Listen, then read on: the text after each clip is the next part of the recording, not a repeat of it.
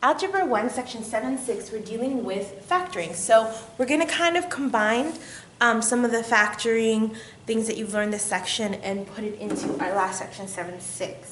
So we're dealing with numbers like 10x squared plus 48x plus 32. And I can either use the method like 7, I have to use the method from the last section because this is not 1.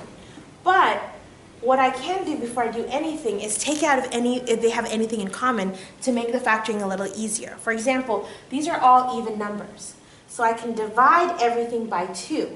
So if I take out a 2, I'm going to take out a 2.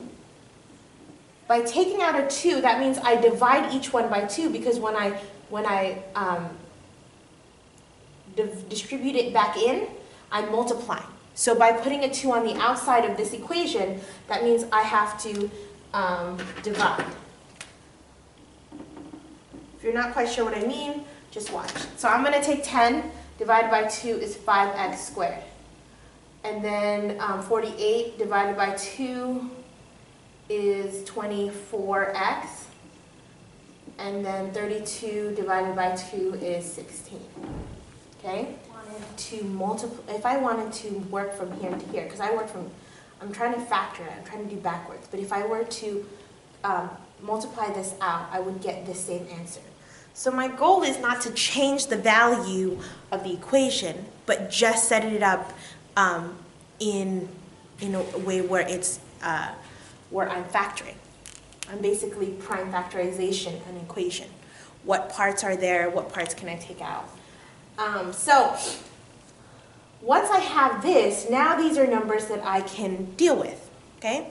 So I'm going to do the same thing that I did in the last section, which I'm going to take and do a guess and check. So I'm going to do my first step is to factor the top one, 5. So I have 5 and 1. That's my only one. And my second step is to factor C, which is 16. So I have 4 and 4, I have 8 and 2, I have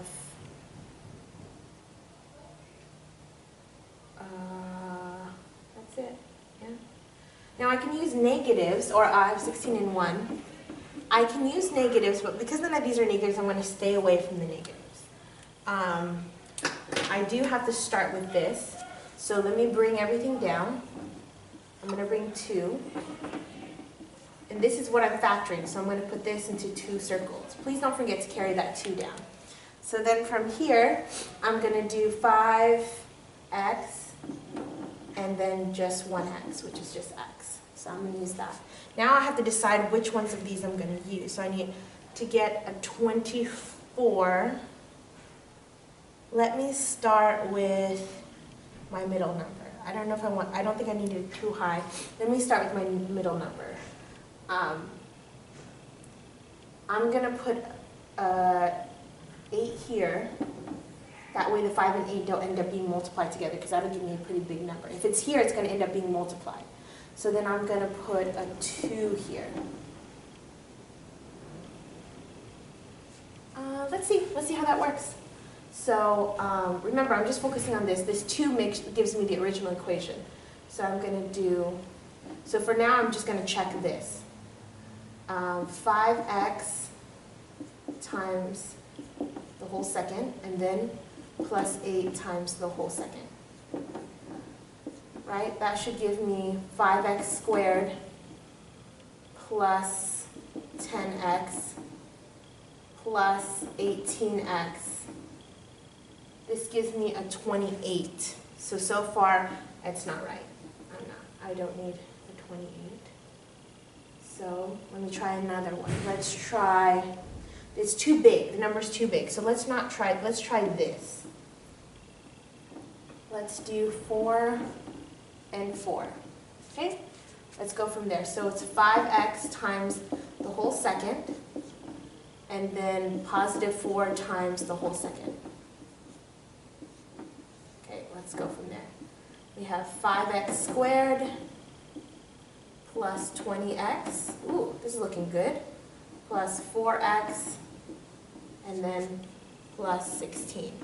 So 5x squared, there's nothing that can combine, Then this is plus 24x plus 16. We got it.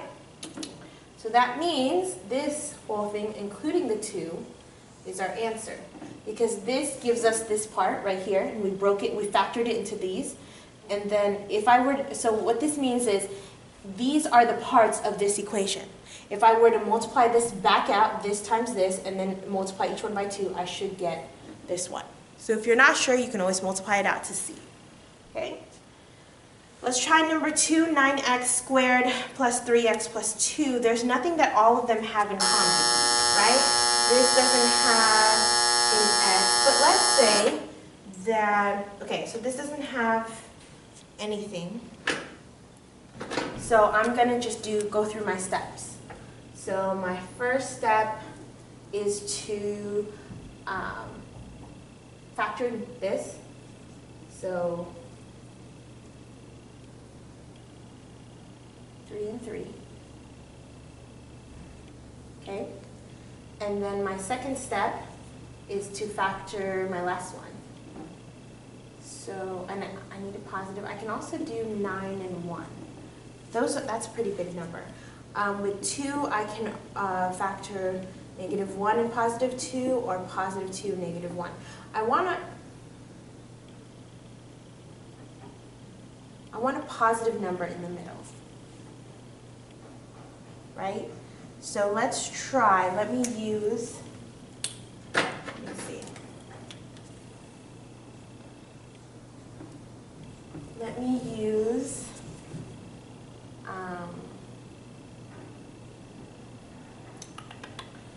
let's try this one, because the numbers here are not too big. So I'm going to try 3x and 3x. And then, it doesn't matter, because these are both the same numbers, it doesn't matter which one I try, but let me try, oh, this negative should be here, because so they're different. -1 and positive 2, or -2 and positive 1. Let me try 2 is positive, so plus 2, -1. Okay, let's try it. So what we're going to do is we're going to do the first term, 3x times the second term, 3x minus 1.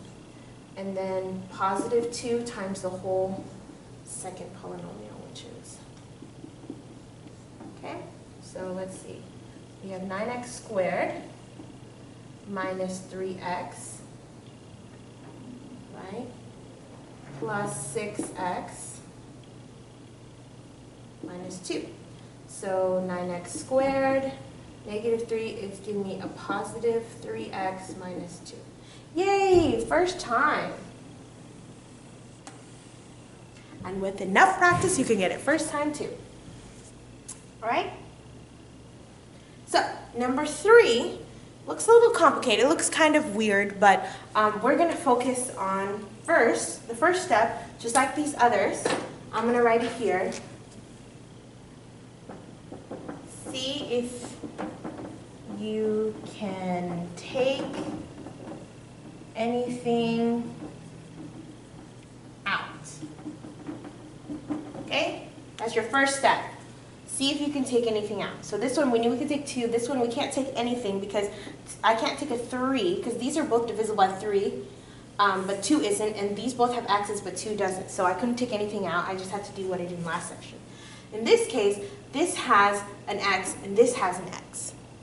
Not only that, but it has 2 x's, right? Because it's the same thing as x times x times x times x, and it's the same thing as x times x.